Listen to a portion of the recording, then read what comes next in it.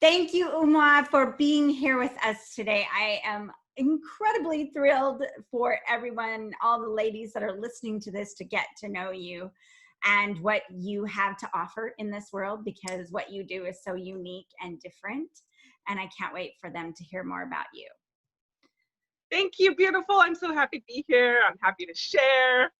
I love doing these kinds of things. They make my soul sing. Aww, I love that. The soul singing. All right. So you're in for a treat, everyone, today, ladies, for soul singing. So, Umoh, why don't you tell us more about what you do with women and how you help them with their branding, their companies? What are you helping with them?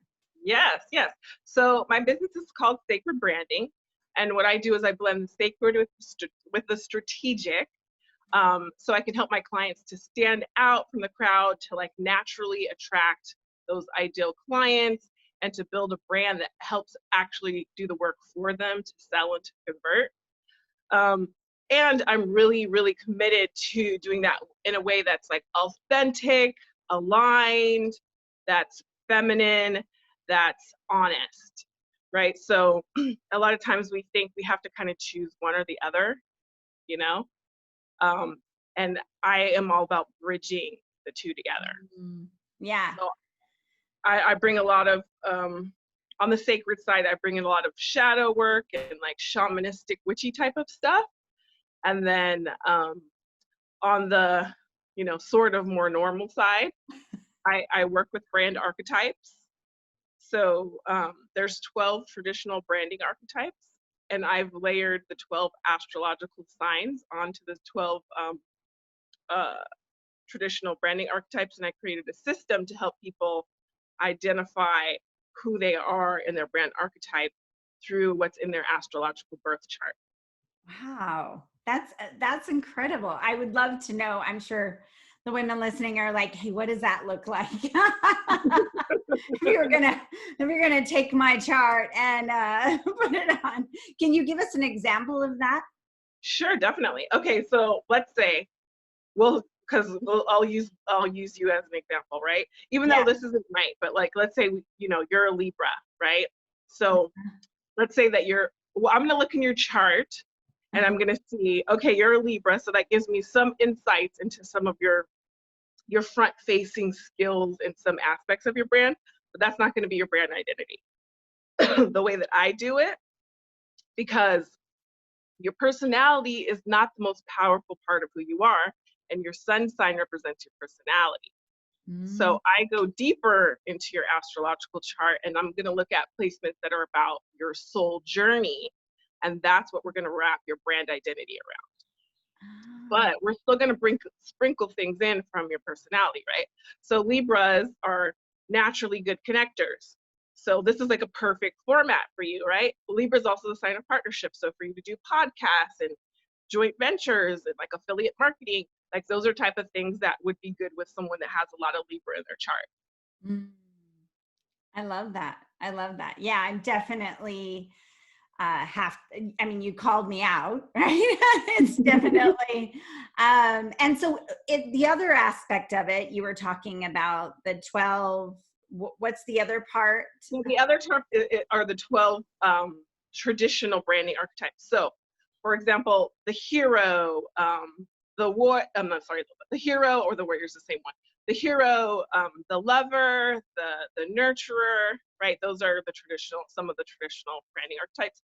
So Nike is the hero, right? Yeah. So like, just do it. And it's like each archetype has certain qualities that are associated with it, right? So that's like excellence and achievement and perseverance, right? Those are some attributes that go with the hero. And then Victoria's Secrets is the lover, right? Which is like seductive and beautiful and sensual, Yeah. And so, I created a system where each sign goes with one of those archetypes. And then you use that archetype as the foundation and the blueprint for everything that you build your brand around. So you start with the brand identity instead of what people usually do, which is all wrong, which is like, what color and What's my logo? Which I always advise that's the very last thing you want to do, not the first thing. Mm-hmm. Yeah. Oh, I love that. Yeah, I did one of those testings with my designer of my website, and I was the lover. So Okay, that makes sense. yeah.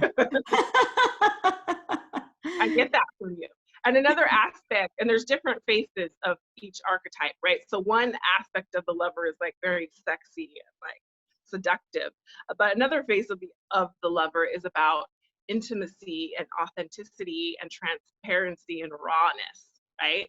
So that's one of Yeah. my archetypes, and that's kind of more of the side that I lean to than the sexy side. I'm definitely not opposed to the sexy side. Yeah. Yeah. Yeah. I would say that too. I like both of those sides of myself. Definitely, depending on, I think more sexy side for my intimate relationships, but I'm definitely more about, like you're talking about, the raw, like saying, although I have really, I mean, to be honest, and I'm curious about your take on this, because I'm just, as I'm thinking, I'm very raw and honest and transparent. And I've also, the more that I've been in business and maybe the more mature I've become in age, I'm a little more filtered, because I also want to make sure that I'm respecting, because I love people. I want to make Yes. sure I'm not going to hurt anybody unintentionally. So I'm very much more careful than I was, I think, in my 20s, than, now I'm in my late 40s. Yeah. I think that's very on point for your archetype. So if you were the rebel, then it's like, screw everybody. This is what I have to say. If you don't like it, too bad. Get off my page. Okay, well that's your vibe, you know, but that's not the lover's vibe. The lover is about connection. So it's like, yes, I'm going to say what I think and be honest and real, and I don't have to say in a way that's mean or hurtful or excludes other people. I can speak my truth and still be inviting and inclusive, and that is totally in alignment with the lover archetype. Yeah, I love that, And because the I can see, quality, like, of the voice of the lover archetype, you know? yeah, I can totally see that. Like, even in the stance that I'm an advocate for women Mhm. strongly, and not in a way that makes men bad. Right. So in a very way that, like, says, hey, let's not look at like what men are doing to take from us. Let's look at how we can stand in our power and receive everything we want. Yes. Love Yeah. Yeah. it. So I can see how, I love how you're describing this and using me as an example, which is always fun.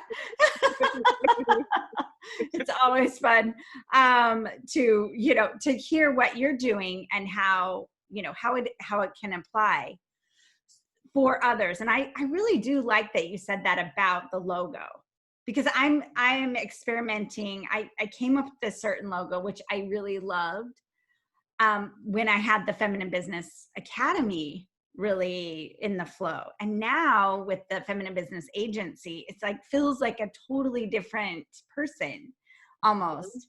And Mhm. wouldn't you say, I mean, I'm curious about your thoughts around, I feel like once you've started really creating a company, it almost becomes an entity or energy of its own. Totally. What's your thoughts on that? I do agree with that, and it's like your brand is going to be an extension of you, but also it's going to be its own separate entity, right? Yeah. And like I said, it's like okay, so your brand archetype, let's say for example, is the lover, right? But like I said, that can show up in a lot of different ways, and Yeah. you're going to have more than one archetype. You're going to probably have 2 or 3 archetypes. So it's the blending of them, and then like maybe this one's going to be in the front, or in this business, this one's going to be leading instead.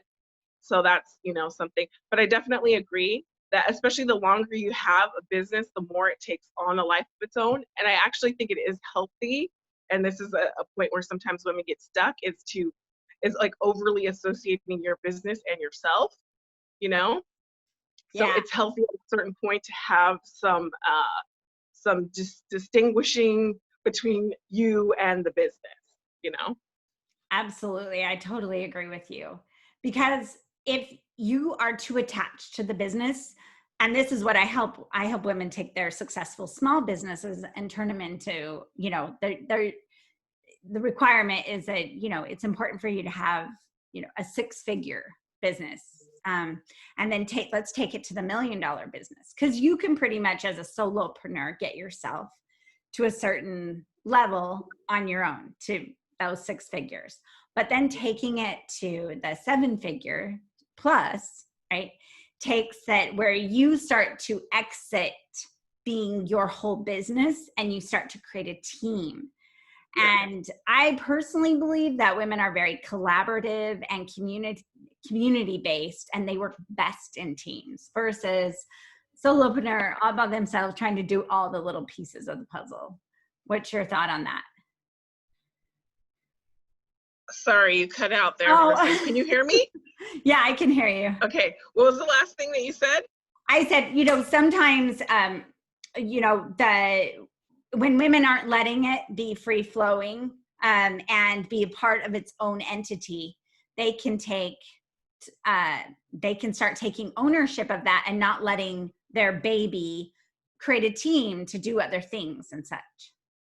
Yes, totally agree. And then another interesting thing about this, a long time ago, my sister and I were looking at the statistics about business, men and women, success. And what we noticed is part of the reason why women were not more successful in building their businesses is because we refused to hire employees. So the businesses that had the most employees had the highest ability to scale, therefore had the highest income.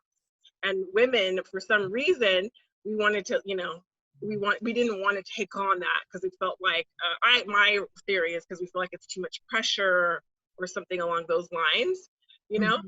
And it's like if we can shift our thinking and think of employees as support and get good at delegating and letting go and allowing ourselves to be supported, then we can grow our businesses 10 times faster, Absolutely. Absolutely. I'm all for hiring the right energy for the right job, and then creating a space so that let me just make sure. Can you hear me better? I don't know why the sound is weird. Can you hear me better? I think it's something on my end, but I don't understand what it is. Oh. Do you want to try to go out and come back in? Yeah, maybe I should do that. Okay. I'll be right back. Okay.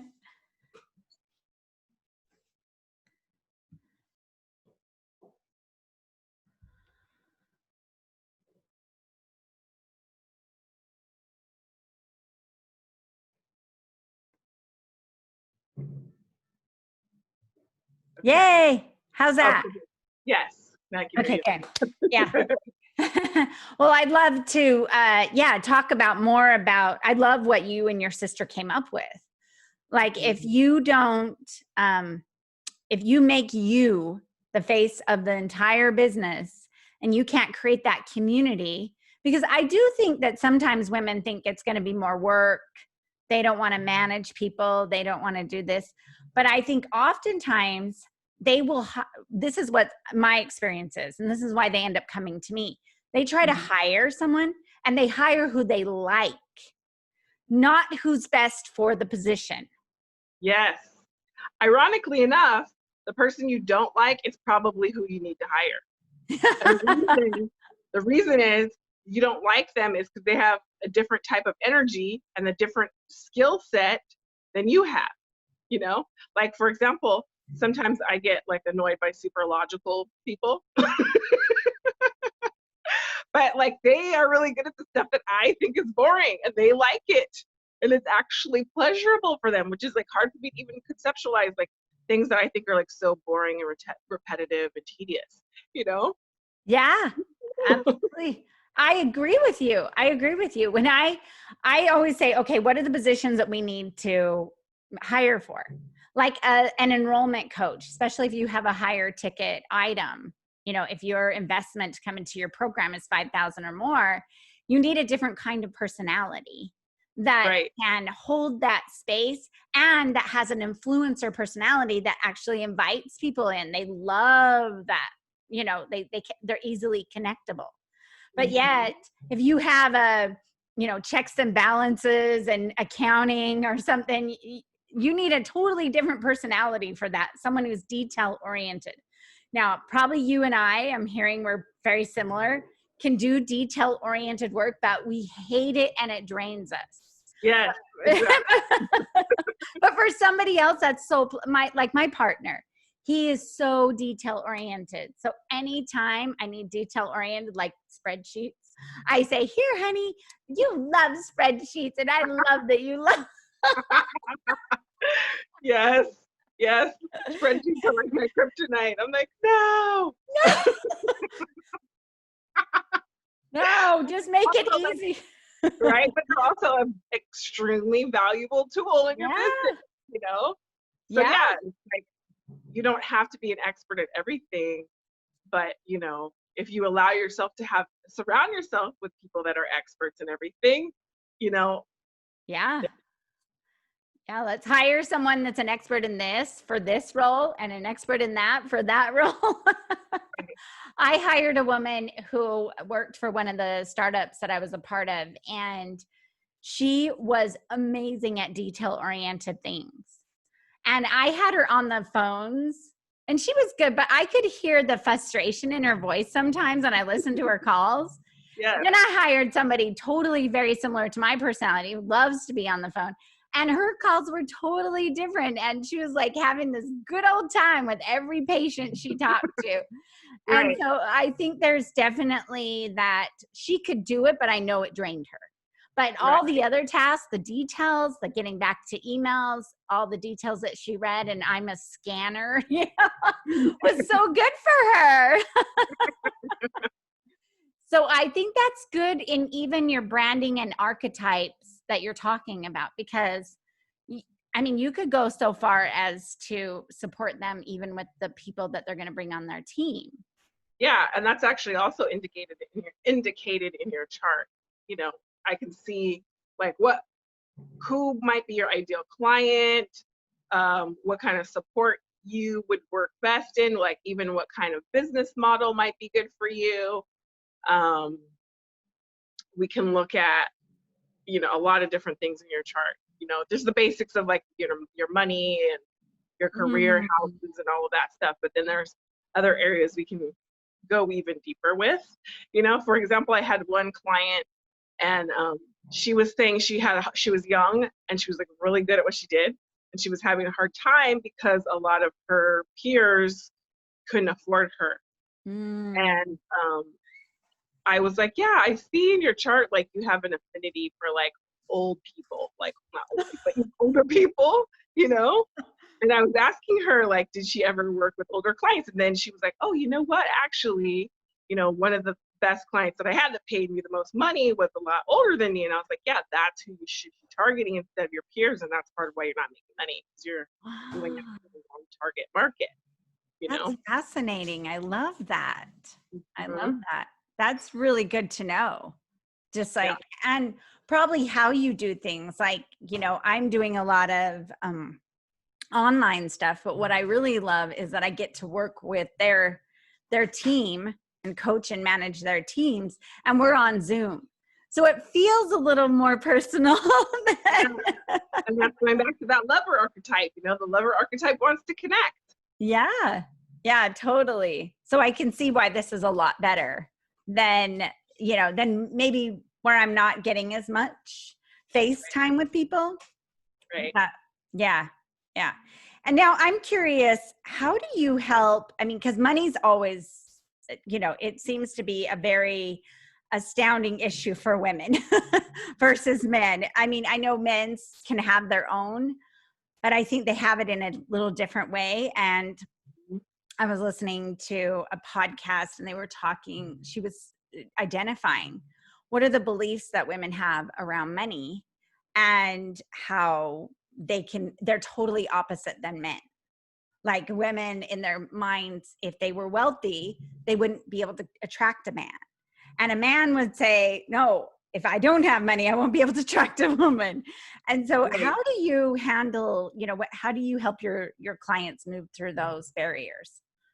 Yeah. Well, first of all, a lot of times we don't even get to the money part because what's the problem isn't even necessarily about the money. It's some other thing that's preventing you from showing up in a way that would attract the money, that would allow you to Mm. receive the money, right?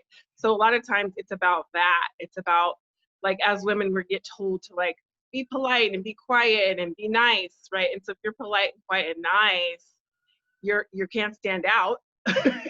You know, you're not going to stand out in the marketplace if that's like your whole goal and your value system about, how, you're allowed to move in the world.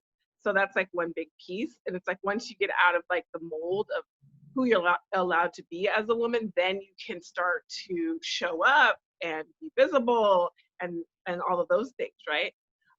Another piece of that is like not being comfortable with how we look because we get brainwashed with these, like, impossible beauty standards and ideas about how we have to look. And so many women will be like, oh, well, after I lose 20 pounds, I'll start making more videos or Mm. whatever. You put these, or I don't want to get on stage, because I think I look fat right now, like these totally, you know, illogical boundaries on ourselves. Because really, no one's going to be like, I just love her content, but if she was 10 pounds skinnier, then I would buy her stuff. Like, no one's thinking that but us. That is so true. Oh my gosh, that is so true. It's like the ridiculousness of the thought sometimes is Right. so limiting in Yeah. our ability to be more, to shine more. Mm-hmm. And then, like, and then there's the real world stuff that, like, that is a factor. There are some men, a lot of men, that don't want to go out with a woman that makes more money than them. And there's also a lot of men that aren't like that. Yeah. Yeah. And So, so you don't go out with the men over there. That and it's like something that, you have to like resolve in yourself. And then part of the reason that why men don't want to go out with women that make more money than them is also because frequently a lot of women that make a lot of money are very masculine in their energy. So that's another piece, is like learning how to, number one, be more balanced in your masculine and feminine energy in your business, and then learning how to drop more into your feminine once you're off the clock, which takes a certain level of mastery, you Oh know? gosh. And practice. Yeah. Yeah. So those are real world things that you have to think about. It's not completely made up in your head. If you are in a relationship and you started the relationship where he was making way more money than you, and now you make way more money than him, it is going to affect the dynamics of your relationship. Doesn't mean that your relationship has to end. It means you have to shift and grow inside the relationship as much as you shift and grow inside your business. You Oh know? yeah. Absolutely. Absolutely. I can really see that for sure. I mean, I can say that, the level at which I've had to grow myself to receive the money. And Mm-hmm. the second thing was also to shut up, you know, so this is an embarrassing thing for me, that as you're saying this, I'm like calling myself out, right? It's like we're at the 4th of July. I said, okay, I need a vacation. So like the 4th and the 5th of July was supposed to be, well, guess what I'm doing? I'm writing an email on the 4th. And it ended up taking a good portion of our day, because it's always like, oh, it's just going to take me 30 minutes, 2.5 hours later. And and then we ended up getting into some like spots as a couple because I wasn't shutting down. I was still in that masculine, I got to do it mode. I got to get this and this and this. Check those boxes. Then that makes me worthy or whatever, and realizing that I had a good lesson to learn, where I just got to say, he's like, can you just tell me, would it have made a difference? Is it that big of a difference that if you hadn't sent it out on Monday, versus Monday, from the 4th, when you were supposed to be on vacation, we're in San Diego, we were, enjoying a beautiful beach time, Mm-hmm. and which is my favorite. My favorite location is just the beach. and, and he was right. You know, I didn't have to. So, you know, that wasn't as important as being with him and being myself and being feminine and surrendering. So yeah, I appreciate you saying that because it is true. Yeah, and it's hard, you know, it takes a lot of work, you know, especially when, you know, like I'm all about doing business in the feminine, and to say you're going to do business completely in the feminine is ridiculous. Yeah. There is no business without the masculine. That's Yeah. impossible. You know, in Yeah. my opinion, in Yeah. my opinion. So, in my philosophy of how to approach it, you know. So when you're out in the world and you're in your masculine and you're getting all this reward and, you know, positive reinforcement, and you're getting money, and, you know, people are, you know, giving you approval and applause for your accomplishments, it's hard to turn that off, because the rewards of being of being in the feminine are like sometimes more subtle, and they're not as rewarded by society. That doesn't mean that it's any less fruitful, but it's, you know, because of the way that we're oriented in society to of what makes us valuable, like you said, what makes us quote unquote worthy or even lovable, we can end up pushing away the love to prove that we're lovable. You know. That's such a great insight. Absolutely. Absolutely. And I think that probably goes back to when a woman is making more than a man, Yeah. their partner, right? It goes back Mhm. to that space of navigating, how are you showing up in the relationship when you're with them? Mhm. And are you seeking, like, again, more approval, or are you seeking to be present and love, Right. you know, in love Yeah. space? And connection. And are you valuing your own presence? You Yeah. know, because like that was a big lesson for me to learn, is that, you know, that maybe what this person wants from me isn't me doing anything. They just want to be with me. And sometimes even that's Mhm. hard for me, because I'm like, I feel like I should be doing something, or should be doing something for them, or whatever, you know? And it's like just honoring the fact of what a gift our presence is to the other person and even ourselves, you know? Oh, that's really worth us diving into for sure. Because I do think, especially as women, I'm just gonna say that, call us out. And my experience of myself and how I see other women, Mhm. we often feel like we have to be contributing some sort of value. I Right. mean, we're mother. I mean, many of us are mothers, or even Mhm. have the potential to be a mother. And maybe we're Or just in. even if we're not mothers, we're always mothering people in Yes, yeah, life, you know? yeah, yeah. And we're creators in and of. Mhm. And for us to just be okay with, yes, you are more than enough just being who you are. I mean, the fact that, I mean, you even think about the process of all of the sperm that has to actually one has to get to the egg and then get in there being the lucky one, you know? Just that whole process of creation, we just our very presence, um, is enough, yet we don't think it is. We're just thinking Exactly. like, I've got to be able to do something. I got to prove some value to you, or what I can do for you so that you know that I'm valuable. Mhm. But the Yeah, problem is they know you're valuable. You're the one who's not thinking that. exactly. And they're just like, I just want you, baby. And it's I love that you brought up the giving thing, because we actually have this in reverse, because the giving is actually the masculine and the receiving is the feminine, right? But Ah, we got it all mixed up. And so we think that to express our feminine, that we have to like be doing, you know?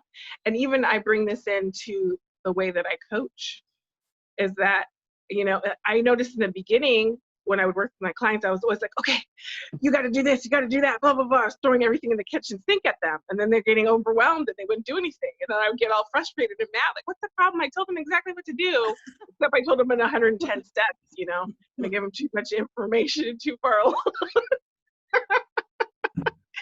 you know? yeah, that's me. The overly, you know, oh, and do this and do this and do that.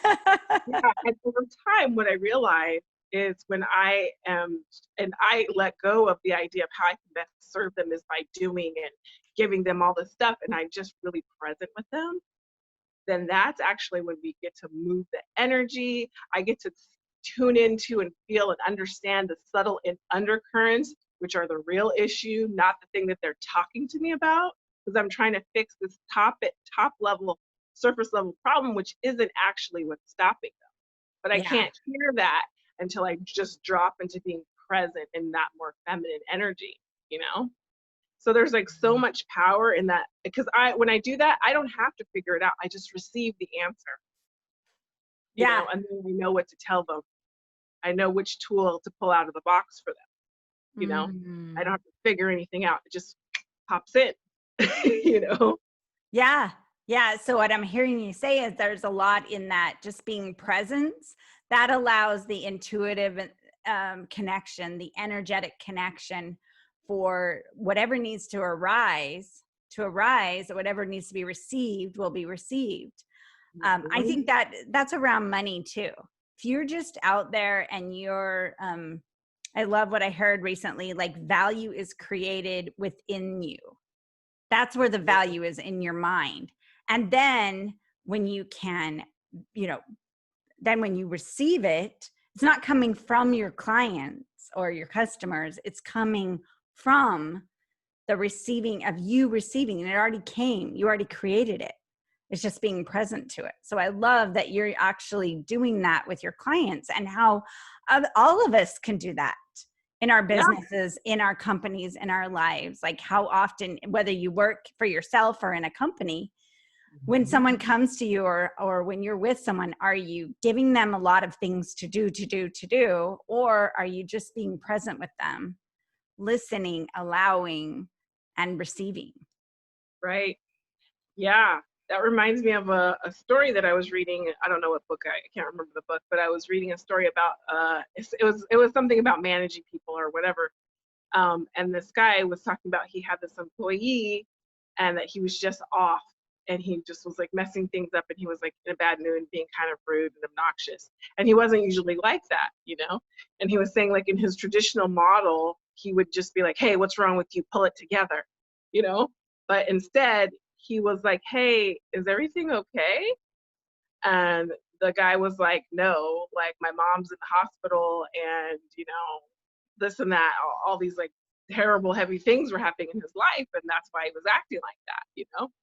And since he Yeah. was able to just be present with him, he was like, I'm really sorry, is there anything we can do for you, what do you need?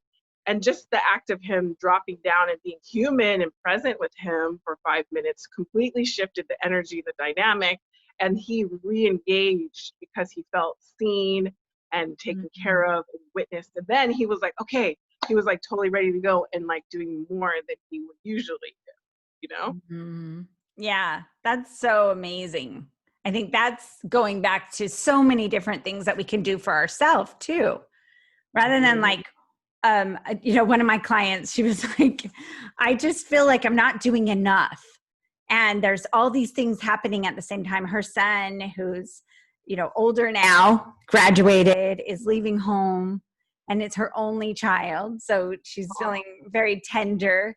And then she got a brand new, they just moved into a house. It's not completely done. And then over here, her business is growing and changing, and she's releasing a lot of the responsibilities of what it looked like before. And so all these changes are happening at the same time. And she's just like kind of spinning out. And I'm just like, hey, remember, like it's okay. And I'd like you to spend 5 minutes in the morning, even just expressing 5 things you're grateful for that you have already done.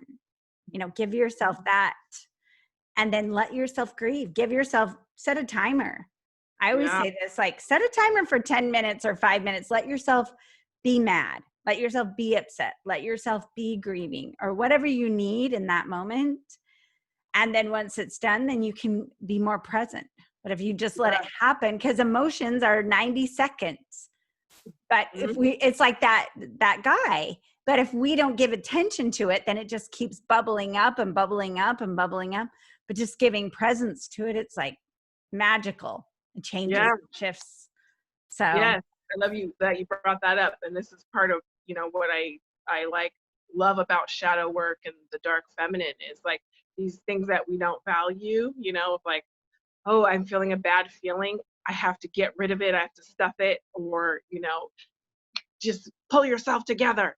And it's like, no, actually, maybe that grief has like a message for you. Maybe that grief is like a portal into deeper grief that you've never processed, that now you can finally release and like have like this deep, powerful healing. But yeah, you can't access that if you keep telling yourself, you're not allowed to feel this way, you should be happy, you should be this and that, and let's go, let's go, let's go, which is what we are trained to do with ourselves. And I do love that idea. And I also like to encourage people to give themselves an even bigger container and say, like, today is going to be like a complete trash day. Like, all day long, I just want you to like sit around and like eat ice cream, watch crappy movies, lay on the sofa, cry, like don't take a shower, just let yourself fully wallow in it. Like, give yourself the pity party, let yourself have it. We're so busy telling ourselves we shouldn't do that, that yeah, it's like, we have sometimes like our inner teenager, she needs to throw her tantrum, let her have it. And then, life can go on. Like, even, toddlers, if you have kids, like sometimes you just got to let them have their tantrum and let them wail and flail around in the ground. And then they tire themselves out. And then they're like a new person. Like, you've seen that before with your kids, right? oh And then yeah, they're just like totally fine. And it's like, it's almost like amazing, like a little miracle, right? Because they got it out of their system. And then they're just like, like they come back like little angels. I mean, that happened to me. I mean, it still happens to me. I just was, on Saturday, I just needed to cry, and I'm telling my partner, don't take this personal, it's not about you. And then I just like let loose.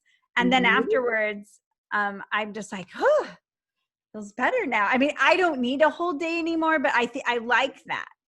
Right. I think you have to navigate like where you want to go. And for me, I'm like, okay, I'm going to let myself be fully present. And I did that, but I get you. I mean, when I first got a divorce and moved to LA, I worked for a solid year, and then I took the next year, or I think it was maybe 2 years after, and I just traveled for a year. I just didn't hardly work. I didn't hardly do anything. A lot of spending time with friends on their in on their couches, but but just I think most entrepreneurs have been there. yeah. I just needed that year to just go from being a mother since I was 16, being a wife, being everything to everyone else, and just taking a year where it was like I needed a 19-year-old, I don't know what I'm going to do with my life year to Yes. just like unleash, and discovered so much about myself that I didn't know. And then when I came back and I started getting back into the business world, then I could just be like, yeah, I grew up, and Yeah. during that time, it was kind of nice. I was single, and it was nice to be a date younger men. There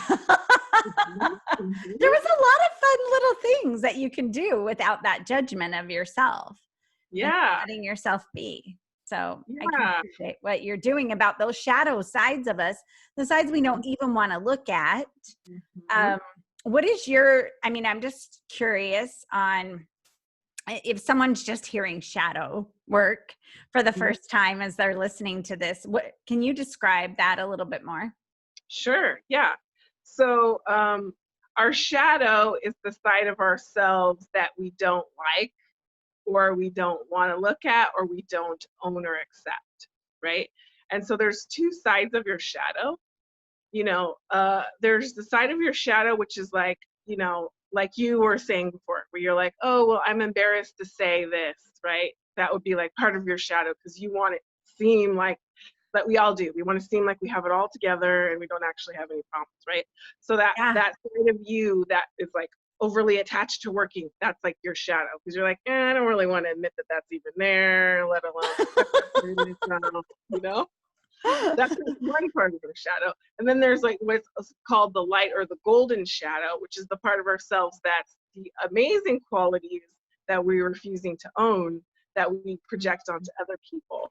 So if you look at like people that you're envious of, or people that that you really look up to and you aspire to be like, a lot of times we're projecting our, you know, light shadow qualities onto that person.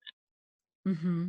So those are the two sides. So shadow work is letting go of a lot of the the dichotomy, and letting go of like good, bad, you know, like this is a good emotion, like happy is a good emotion and anger is a bad emotion. Like Mm-hmm. no, you're a human being, you're going to experience happiness, you're going to experience joy, and you're going to experience anger. And if you try to push away your anger and repress that, that you're actually, what you're doing is you're disconnecting yourself from your own power, you know? Mm-hmm. Every emotion has a gift for you, and part of the gifts about anger is actually about your self authority, it's about liberty, it's about freedom, it's about claiming your space, right? It's about taking action. So if you take away your anger, you're taking away a whole lot of your self agency, you Mm-hmm. know. So that's why we do shadow work, is that we let go of the idea of good and bad, and being attached to someone else's version of who we're allowed to be, and we focus on the wholeness and bringing in all aspects of our emotional, psychological, spiritual self. And then in the wholeness, you have access to an authentic experience, and you have access to the full range of your power and glory, you know. I love that. I love that. I can appreciate that for sure. And I love how you even pointed out how I feel like, oh, I do my best to lean into those sides, but still, you know, I mean, what, like you said, that quality that maybe I'm not so comfortable with, because I do enjoy, I don't call it working, I call it creating. I love to be creating. I love to be just doing those certain things that to create that connection with people, whatever that looks like, and to be teaching, and to be, you know, to give feedback, to coach. And Right. I also see the value in the, you know, in just like letting in the present, but also being okay with, yeah, you like that. So you don't have to Right. be in shadow about it. You like it. Exactly. Yes. And like whatever, you know, you don't have to apologize for that part of yourself, or like, or put that part of yourself, you know, say it doesn't exist or whatever. And there's also that saying, you know, what you resist With persists, this. Yeah. right? And our shadow is everything that we're resisting. And a lot of times what's holding us back is the part of ourselves that we aren't willing to see or be with or give permission to, you know? And Yeah. another aspect is that sometimes your strengths are your weaknesses, and your weaknesses are your strengths, you Mm. know. So for example, you know, I'm smart, and I was raised by, you know, parents that valued intelligence and education, and I was overly attached to being smart, and that caused me so many problems in life, so many problems.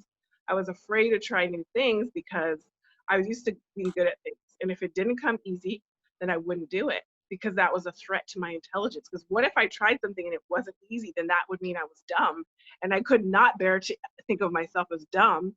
So I put myself in a really small box, you know, and I used my intelligence against myself. Yeah. So that's an example of like a kind of a more advanced level of shadow, you Yeah. know? Yeah. No, I appreciate that for sure. And then so you moved through that and was able to embrace that part of you. Yeah. So it's like, well, it's was letting go of thinking that what's valuable about me is only that I'm smart. And that Mm. if I don't have that, then I'm nothing. Yeah. Right. And that like maybe there's more to the story of what's valuable about me than the fact that I'm getting A's on these tests or Oh, whatever. yeah. Yeah, absolutely. And it's really, that was like an ego thing rather than an authentic about me thing, you know? Yeah, totally. I just Ah, that's so good. Because sometimes we get in we don't even know sometimes, I think, what our thoughts are, how they're controlling our lives.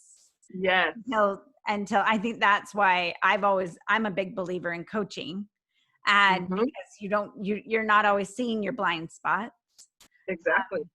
So, with that said, how can women work with you and get in touch with you and coach with you, whether they're branding or, experiencing some blocks in their life?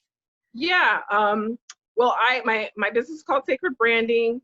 You can actually, I'm kind of like in the middle of updating my website and stuff too. So probably the best way to connect with me is just through social media. I'm very interactive on Facebook. You can friend me. I accept most people that don't seem like they're insane, especially women.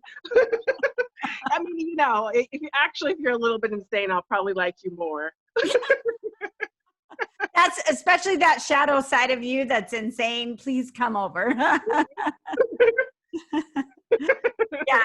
And we'll have some information about you in the show notes, and then they can get in touch with you and connect with you, and would love, I'm sure, to work with you because because what you're offering is really, I feel like, transformational in a whole new way about branding, because Yeah. not just based on like, let's do a cute logo. Mhm. I've got a helicopter and I've got the window open.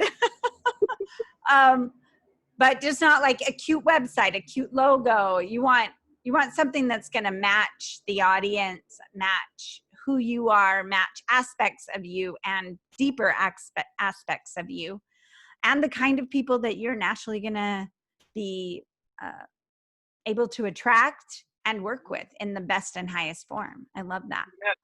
Yeah. Yeah. I actually say this all the time, that your website doesn't matter.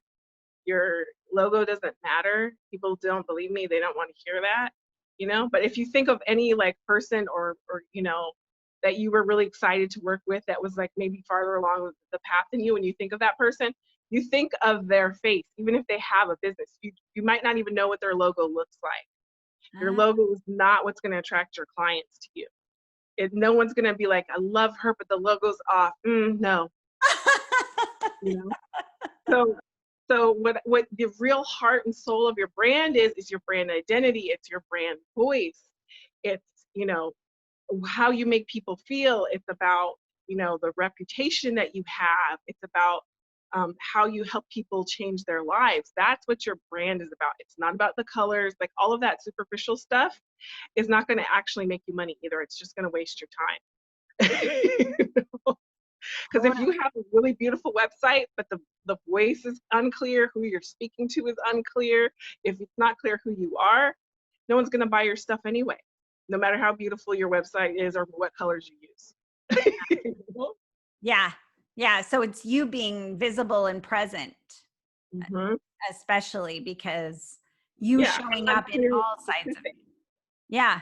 Yeah. And what are you doing to make their lives better? It's all about them. It's not about you and your branding. What your branding is, how you make them feel and what you can do to improve their lives. For sure. Yeah. Yeah. Well, thank you so much for being here with us, Umoh. And I just, how much I love and adore you. I'm so glad we got to reconnect. Yes. After all these years. It's been so many years. I know, right? I think we've known each other since like, what, 2010 or 11. Yeah. It's been a while. Yeah, because before you got divorced is when I met you. Yeah. Yeah. So I'm so glad we got the opportunity to get back into connection with one another. And I look forward to getting more time and coming back on the show, and let's talk about some more fun stuff. Yes, I would love to. And thank you so much for having me. Yay!